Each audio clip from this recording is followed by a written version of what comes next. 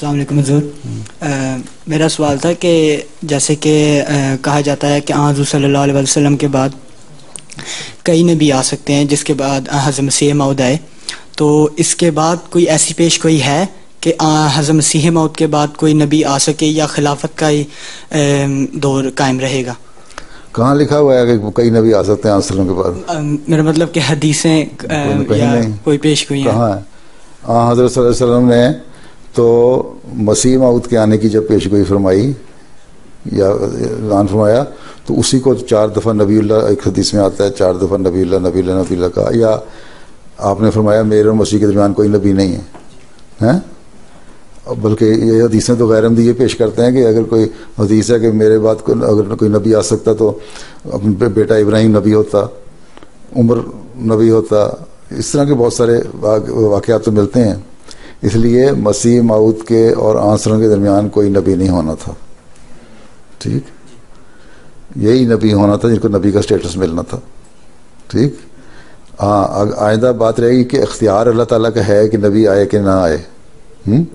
اللہ تعالیٰ کے اختیار میں ہے، وہ نبی بھیج سکتا ہے. اس لیے مثلاً نے ایک جگہ پہ جلالی نبی کا بھی ذکر کیا ہے کہ اگر دنیا سیدھی نہیں ہوتی تو ہو سکتا ہے کوئی ایسا جلالی نبی آئے.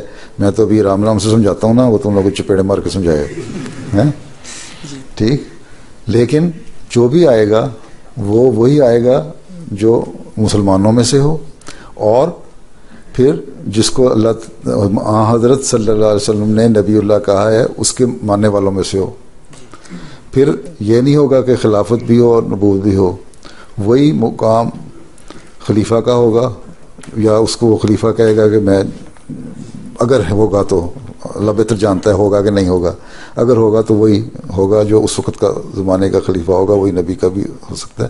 کیونکہ حضرت مسیح علیہ السلام بھی نبی تھے، نبی کا سٹیٹس تھا، لیکن ساتھ ہی آپ نے کہا میں خاتم الخلفاء ہوں، کہ یعنی خلافت اب میرے پہ ختم ہوگی اور میرے سے شروع ہوگی. ٹھیک ہے. تو جو بھی آئے گا اس میں سے آئے گا، اور پھر آگے اس نظام میں سے آئے گا اگر آیا. ہم اللہ تعالیٰ کی طاقتوں کو محدود نہیں کر سکتے، لیکن یہ اللہ بہتر جانتا ہے کہ اس نے بھیجنا ہے کہ اس کسی وقت کے خلیفہ سے ہی نبی کا کام لینا ہے. ٹھیک. بہرحال وہ ایک ہی چیز ہوگا جو بھی ہوگا.